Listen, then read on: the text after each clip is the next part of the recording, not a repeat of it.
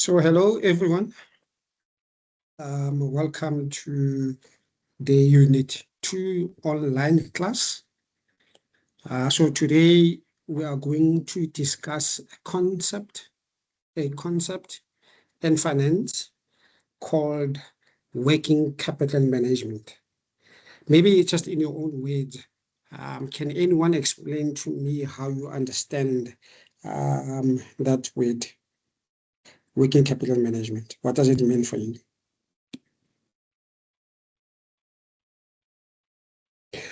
So working capital management is simply a process of making sure that a business can manage its short-term finance in a proper manner, so that it can operate smoothly every day. So it's about making sure that the business does not run out of money. So this process, working capital management, ensures that cash is available when needed and that the business continues to operate without interruption.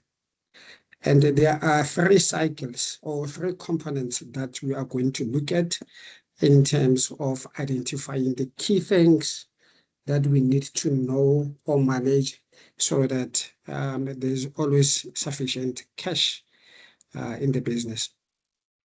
So we will be looking or focusing on our prescribed textbook. Specifically, we'll be looking at chapter 10 of our textbook. So it's important to understand how working capital can be managed effectively. Okay, so this means that any business must have enough cash resources to operate smoothly and to be able to meet its short-term obligations. Okay, and this is the assessment criteria. So once we are done with the lecture for today, you should be able to explain how businesses manage their inventory or their stock, and why the effective management of inventory is important. Okay. Number two, you must describe. Geez, my screen just went blank on me. Just give me a second. Sorry about that, guys. Number two is you must describe how businesses manage money owed by its customers to ensure that it collects, the monies that are owed to it on time. And you must also be able to explain how businesses manage payments to its suppliers. Okay, and yeah, so we must be able to effectively identify those three components and be able to explain them and do calculations regarding or relating to those three components that I just mentioned. Now, I want us to focus on the concept of net working capital. So maybe again, I want to find out from you, what do you guys understand by this concept, net working capital?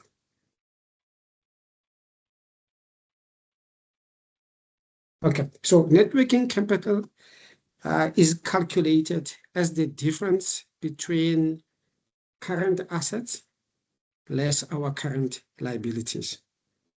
So if a business has a positive net working capital, and that is a good sign. So it means that the business has enough money or sufficient money to pay its bills or its expenses and continue to operate smoothly. Okay. Now, on the other hand, if a business has a negative net working capital, that is a warning sign for us. It means that the business does not have enough funds or cash resources to meet its short-term obligations. So over a period of time, if this issue persists, this will create financial problems for the business. If net working capital is not managed properly, so this can result in potentially the business failing completely. The business will not be sustainable in the future because businesses are not only run based on profits. We also need cash, to run the business.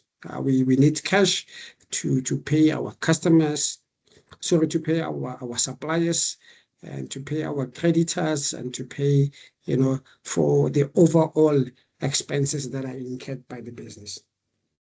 So this concept, net working capital, is a key indicator of the financial health, and the survival of a business.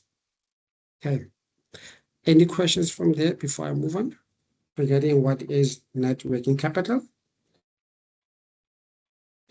Now, we're going to look at another concept called the cash conversion cycle.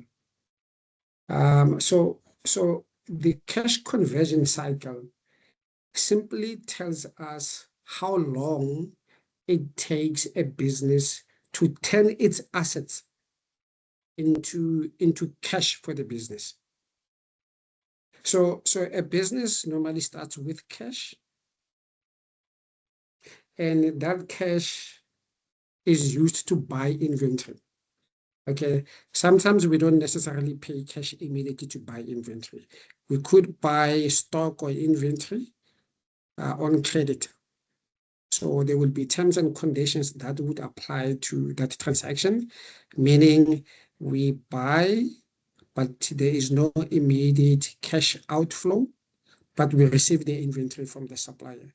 And the intention there is to pay the supplier at some point in the future. Okay. Then once we have bought the inventory on credit, that inventory has to be turned into a sale.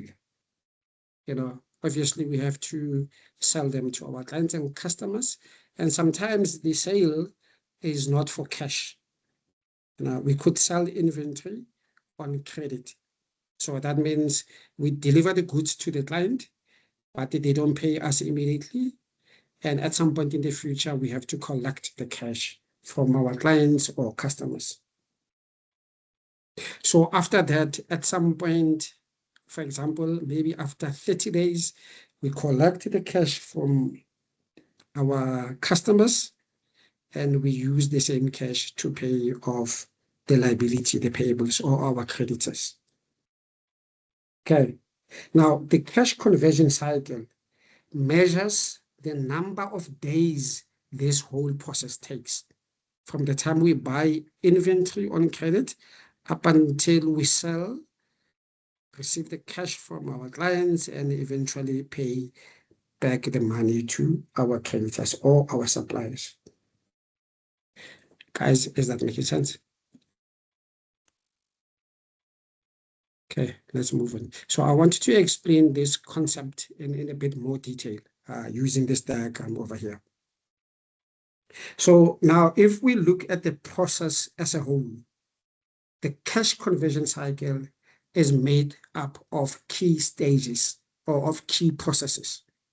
Okay, we will start with the accounts payable cycle, or the accounts payable period. So this is when the business buys inventory from suppliers on credit.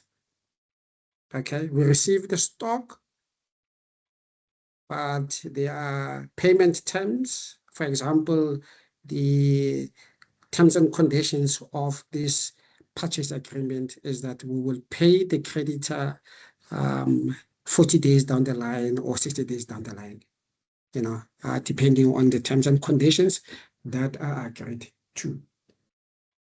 So like I said, is that instead of making the payment immediately, the payment will be done some days or weeks or months down the line.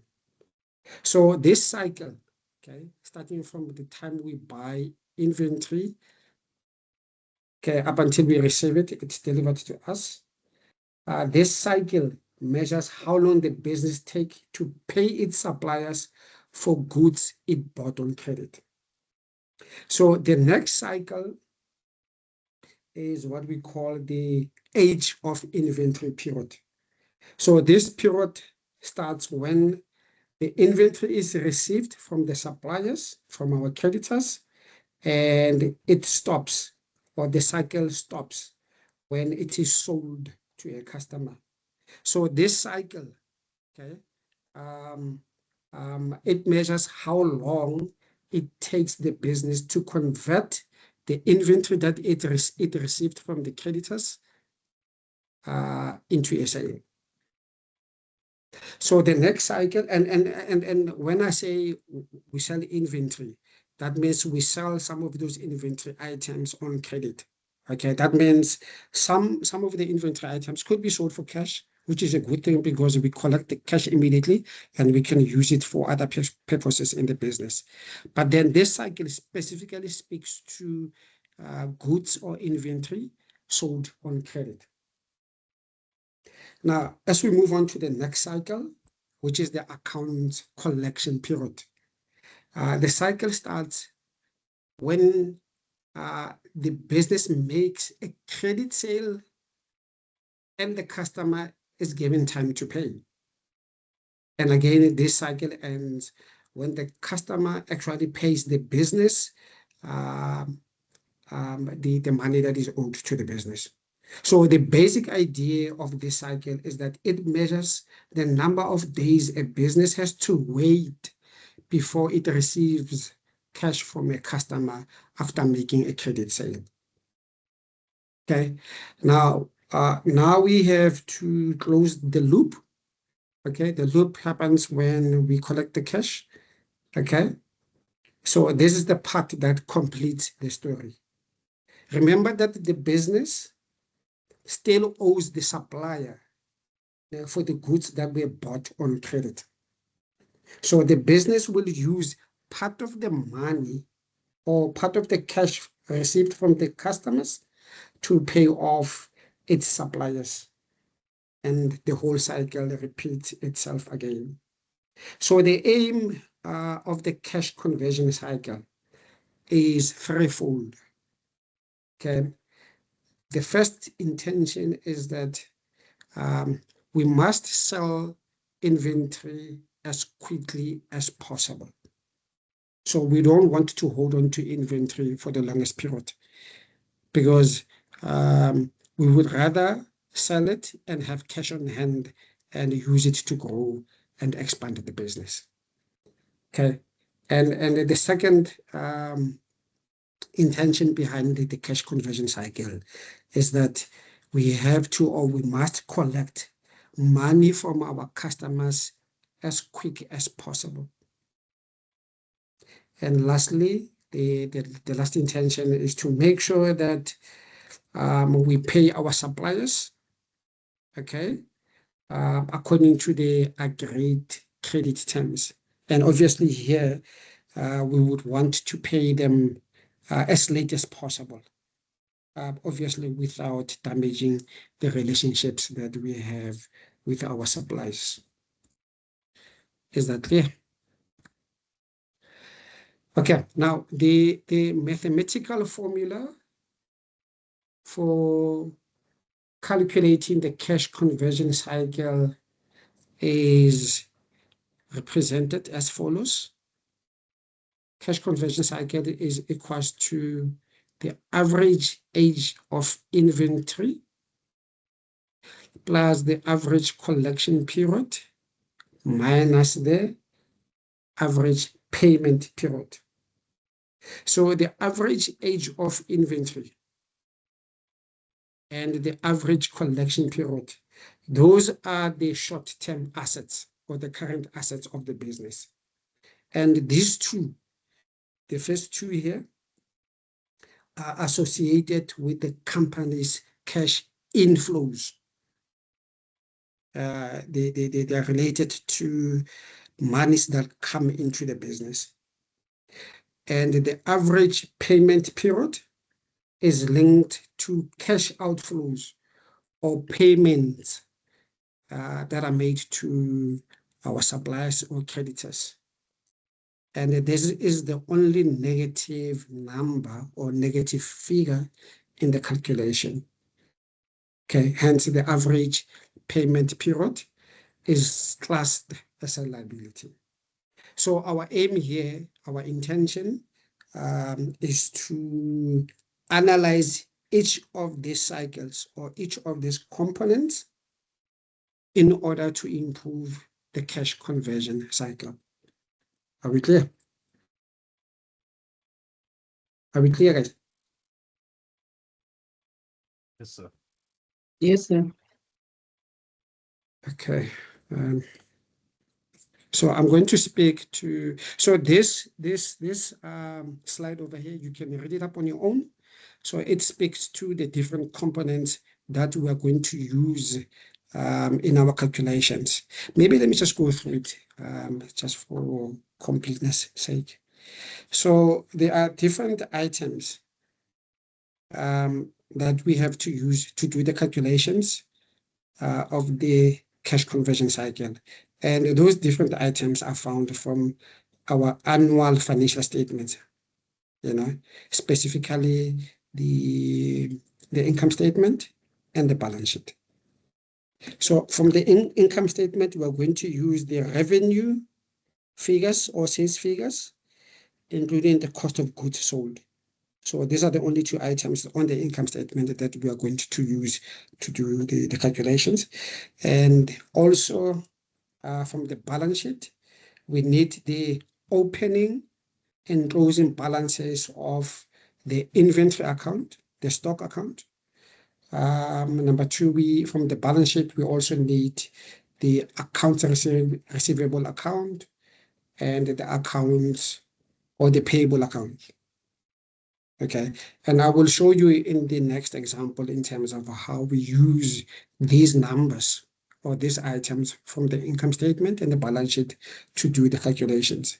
Also, what is key, what is important, is that for our calculations, we normally assume that there are 365 days in a year, and we use this number and multiply it by the calculations that we're going to do. Okay, is there a hand or a comment in the chat, Katlego? There's no comment Yes or and there's no? no hand. Okay, let's continue. So the first calculation we are going to look at is the average age of inventory. So this formula here shows us how we calculate it, the average age of inventory. It says the bottom part of the formula is the average inventory. Okay, so the average inventory is made up of the opening balance of inventory plus the closing balance of inventory, the sum of the two, and we divide by 2. Hence, it says average inventory. Okay, opening balance plus closing balance, and the resulting figure there is divided by 2 to get the average amount. And we divide that number by the cost of goods sold, or the cost of sales figure, which comes from the income statement. So the numerator there, the top part, comes from the balance sheet, and the bottom part, the denominator, is taken from the income statement. And we multiply that figure by 365 days. Okay. Now let's look at the average collection period. So this one focuses on how long it takes to collect the cash from our credit sales. So the figure is calculated by dividing the average accounts receivables by the credit sales, and we multiply that number by 365 days. And how do we get the average accounts receivable amount? Again, this amount we calculated using the numbers or the figures from the balance sheet. Okay, so we take the opening balance of our accounts receivables, our debtors, and we add it to the closing balance of our debtors or the accounts receivables, and we divide that number by 2. And once we have calculated the average figure, we divide it by the credit sales, and credit sales, this number will always be given to you, or you might have to calculate it depending on the information that is provided in the question. And again, we multiply the resulting figure by 365 days to calculate the average collection period. And lastly, the average payment period is calculated by dividing the average accounts payable by the credit purchases. Okay, so the same principle would apply over here. We take the opening and closing balances of all the accounts payables, creditors, and we divide by 2, and whatever figure we get, we divide it by credit purchases, and we multiply by 365. Okay. So with the next slide, we are going to discuss the calculation of the cash conversion cycle. But what we're going to do is split those calculations into those different cycles. And lastly, we have to, as and when we go through the calculations, we will be commenting, on what those numbers mean, and how we can actually improve the cycle as a whole, the cash conversion cycle. Okay. So in this question, we are given financial data for our retail shop. And this information spans over a 3-year period from 2024 to 2026. And we are given different items from the financial statements, the sales figures, the cost of sales, inventory or stock, the trade receivables account, our bank account or the cash account, trade payables, and the purchases. Okay, so we need to be careful with the notes or the additional information that is given in the question. It specifically says all purchases and sales were on credit. Okay, so these are credit sales, and this ones as well. These are credit sales. Now, let's read the required. So we have to do the calculations for 2 years, 2025 and 2026.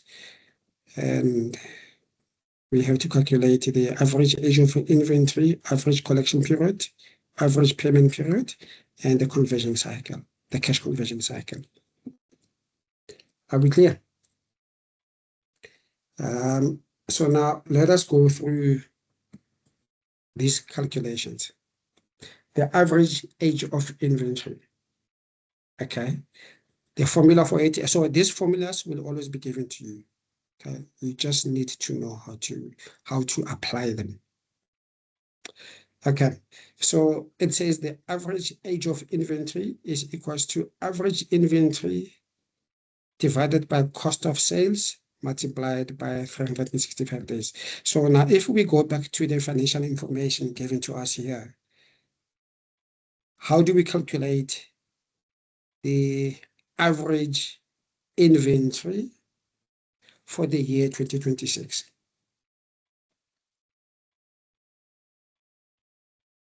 Which figures do we use here?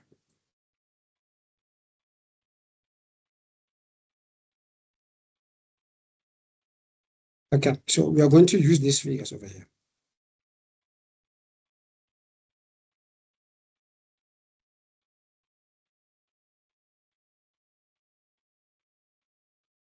Okay.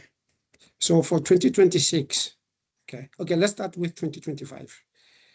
So what is the opening balance of inventory for the year 2025? The opening balance.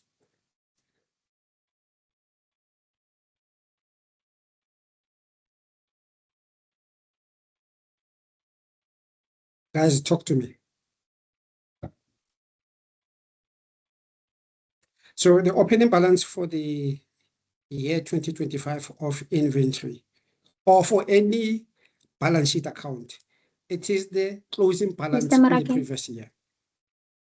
So these numbers are given to us as at year end, as at financial year end.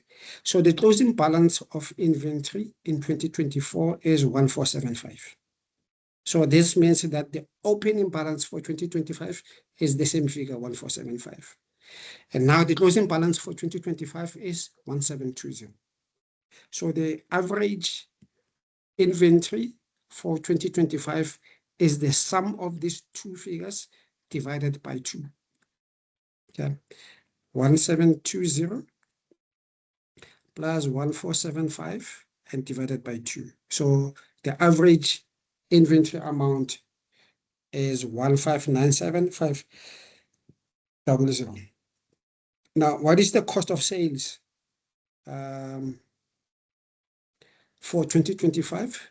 It's given to us at 6458000. Okay, which is this one here, 6458000.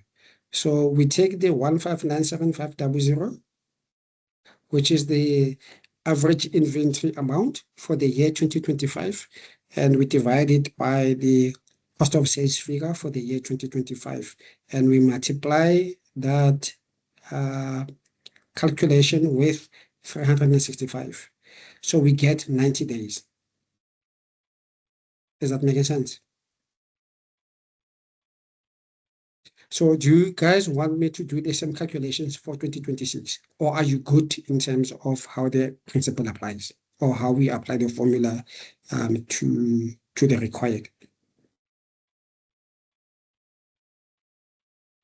Guys, talk to me. Should I explain, or are you good? We're good, sir. Katlego, can you hear me? Yes, I can hear you. Mr. Marake. Okay, somebody said we're good, so I'm okay with that. So let's move on. Guys, please remember that I'm not able to see the comments in the chat because my screen is only showing the lecture slides here. Okay. So if we do the same calculation for 2026, we get an average age of inventory of 95 days. So what has Mr. happened Marake. here? Sorry. So the average age of inventory has increased from 90 days in 2025 to 95 days in 2026. So this means that the business now takes 5 days longer to sell its inventory than it did in the previous year. Can you guys see Mr. that? Marake. Mr. Marake, can you hear So me? is this a problem? I will. And why is this a problem for the company? So this is a negative trend because now the business, like I said, takes longer to recover the money it spent on buying stock.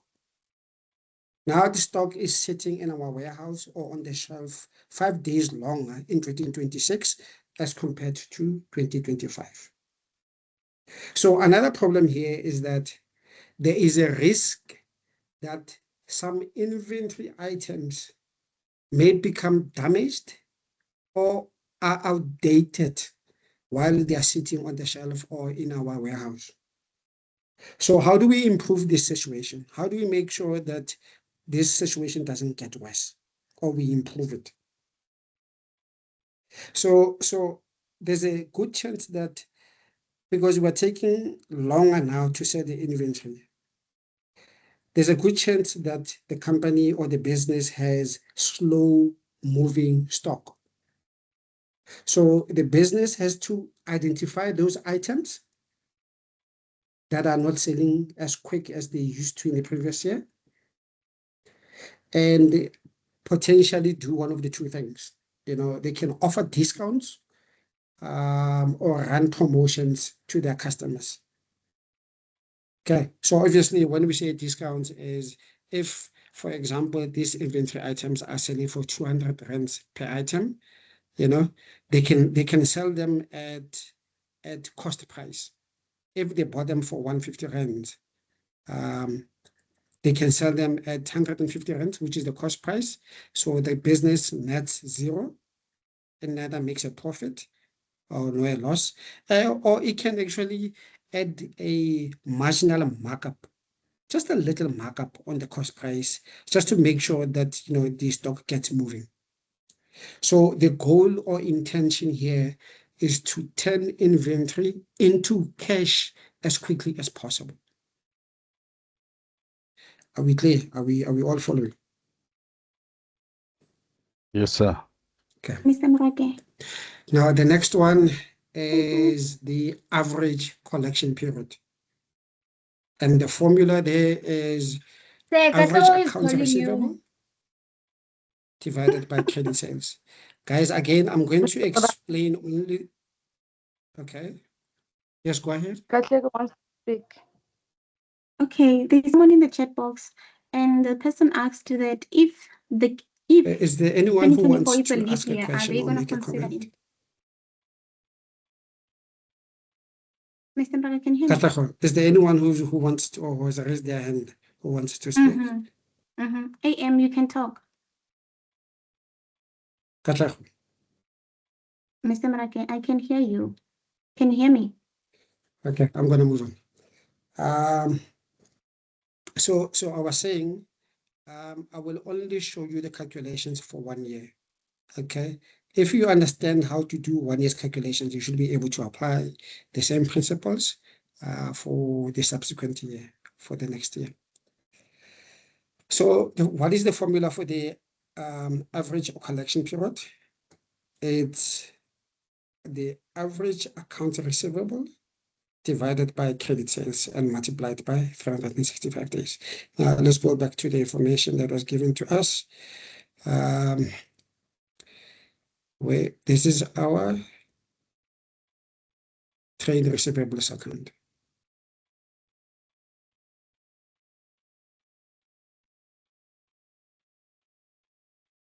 So the opening balance for trade receivables in 2025 is 1255200, which is the closing balance in the previous financial year. And the closing balance for 2025 is 1482800. So we sum the two, we add the two together, and we divide by 2. Okay, and once we get that figure, we must divide it by credit sales. So these are the sales for the year. And the information that was given to us is that all sales were on credit. So we divide that average figure by the total amount of sales over there.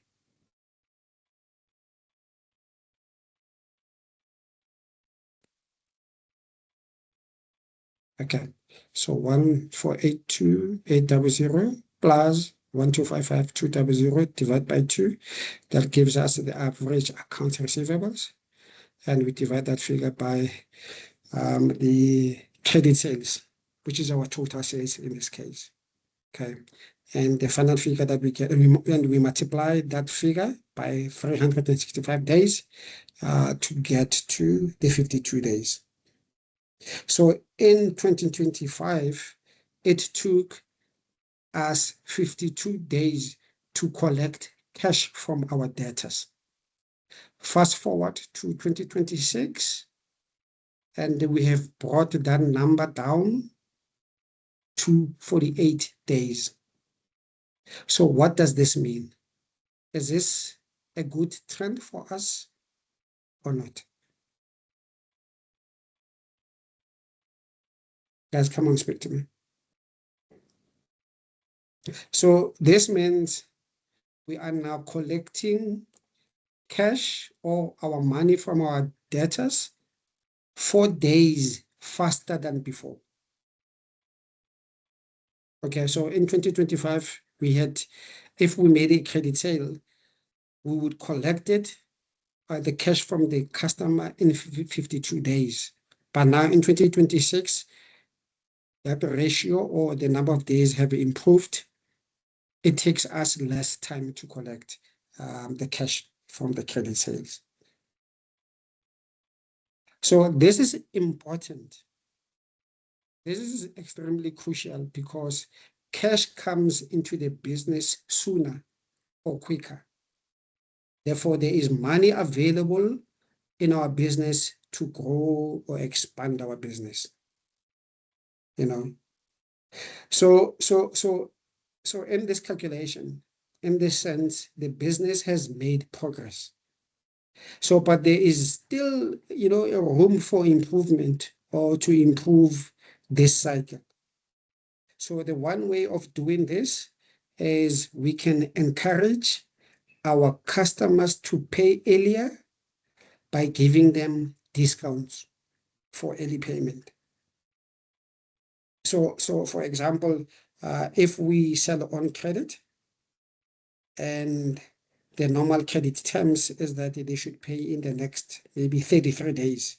What we can do or say to them is that if they pay us the amount owing to us in the next maybe 15 days, we will give them a 5% discount. Okay, so obviously this incentivizes our customers to pay sooner. So which means the business receive the cash faster or collect the cash owing to them faster, and they can use those funds, to meet their other financial obligations. Now, let's look at the next one, the average payment period. It's the same principle, okay? We take the average accounts payable divided by credit purchases and multiply by 365 days. So let's go to our financial info. This is our trade payables.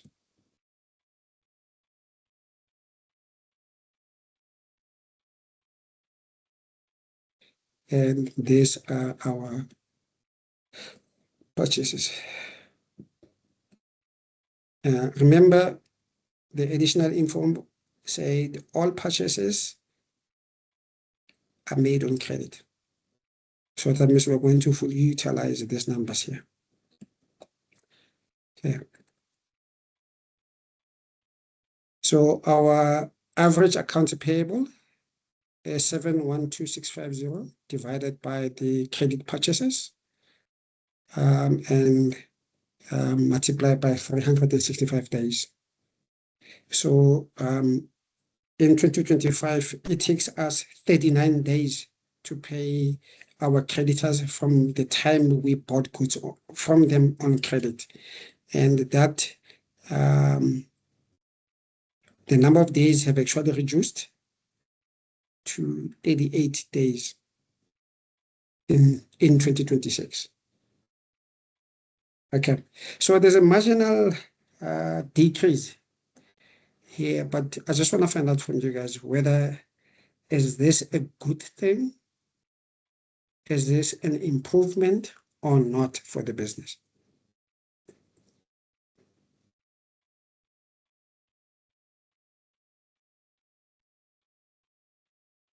So in 2025, if we compare the 2 years, okay, in 2025, we used to pay them over a longer period. So we used to pay them, we used to have 1 day extra before we can actually make a payment to our suppliers as compared to the current financial year.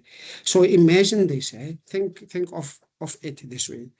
If, for example, we are a multinational business, a huge business, okay, and we have billions of rands owing to our creditors. And imagine if we had 1 day extra of not paying them. We can actually use those billions of rands, invest them with a financial institution or a bank, and interest for that 1 day. Okay. And that's 1 day per month for 12 months for a year. So imagine how much money the entity can make out of that marginal, 1 day difference. So the business in this sense has actually regressed. This is not an improvement. So reducing the number of days actually benefits the supplier or the creditors more than us.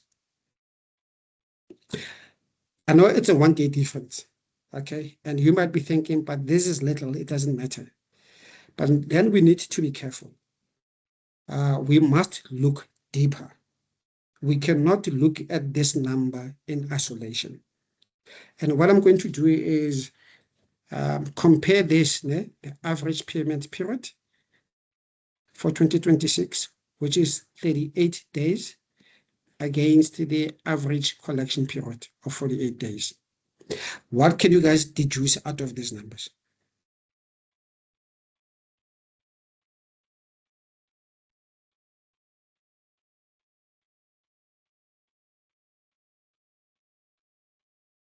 Okay, so we must compare how long it takes to receive cash from our clients, in this case 48 days, against how long it takes to pay our creditors or our suppliers. Okay.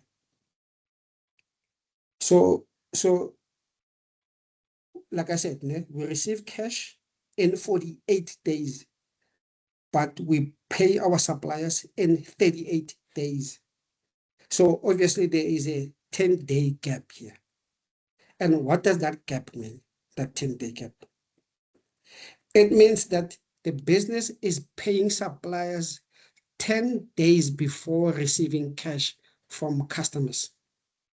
So in simple terms, the money is going out before it comes in, and this may create cash flow pressures for the business. So there is no alignment here between the cash inflows and the cash outflows. Can you guys see that? So the next question is, how can we improve this situation? So this is where balance becomes important. Okay. Remember, cash is coming into the business when we collect money from customers. And again, cash is leaving the business when we pay our suppliers. So the objective here is to make sure that the two activities are closer together as possible. Okay? Are you guys following? So how do we improve this situation? Okay, I want to show you something else. Let's look at the purchases.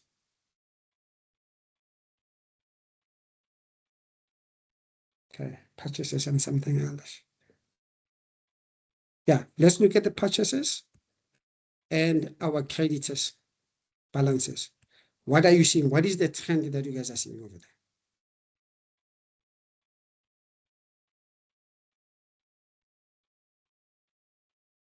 So the trend that we are seeing here is that our purchases are increasing every year. I mean, if you look at the difference between 2025 and 2026, okay, there is a 900,000 rand increase in purchases or in credit purchases. So that means we are giving quite a lot of business to our creditors.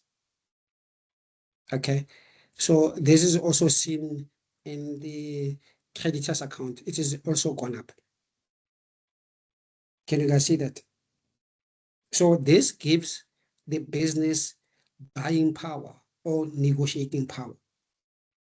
So the idea is that the more business we give to our suppliers, the stronger our position to negotiate payment terms. So the business can negotiate and agree with the suppliers on extending or on increasing the payment period. Currently, the payment period is 38 days. Okay.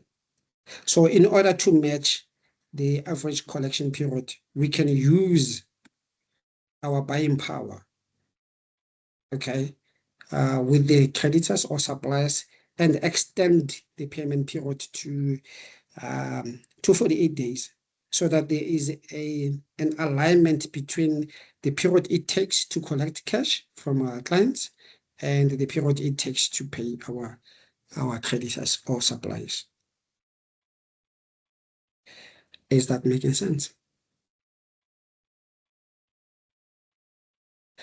Well, okay, let's move on. Now, remember the required said we should also calculate the cash conversion cycle. And what is the cash conversion cycle? It is equals to the three component, average age of inventory, plus the average collection period, minus the average payment period. Okay. So in 2025, the cash conversion cycle is 104 days. And it has increased slightly to 105 days in 2026. Is this good or bad for the business?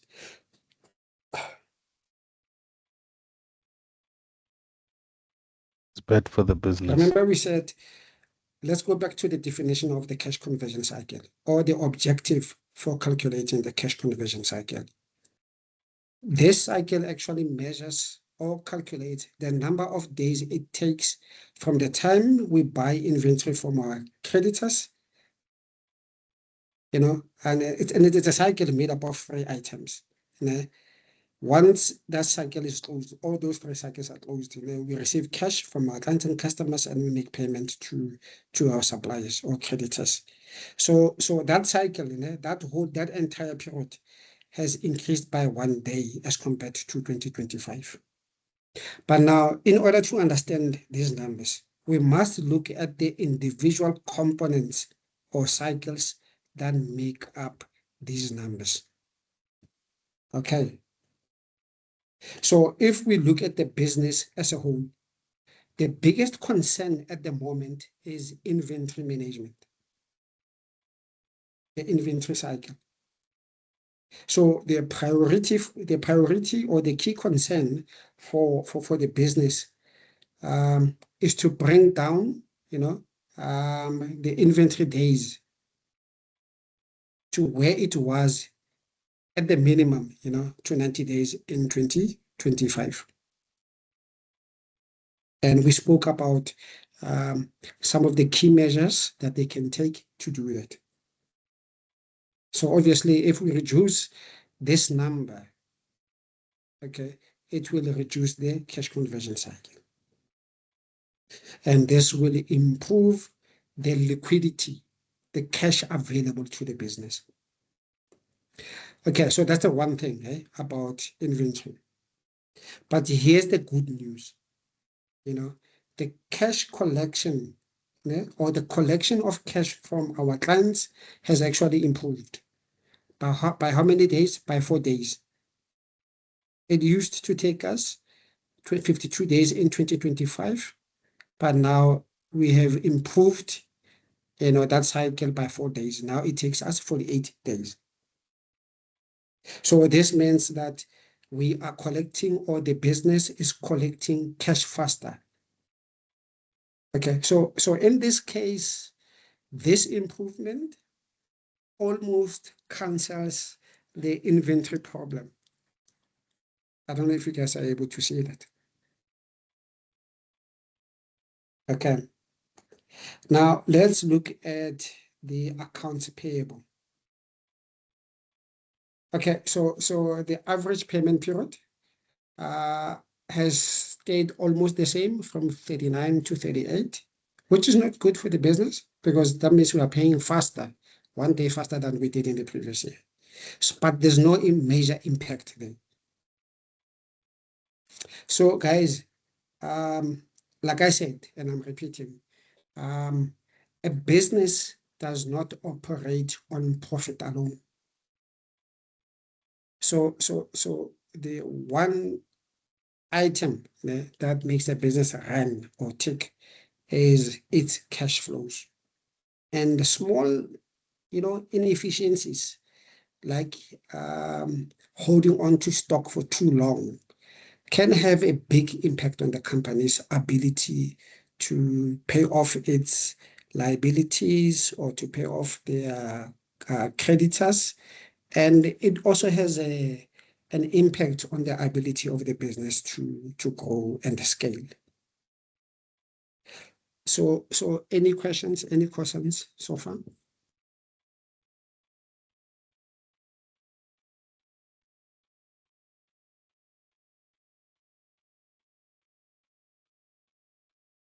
Okay, guys, so I'm reading the chat here. I don't think there's anything that I need to speak to. So I'm going to stop the recording.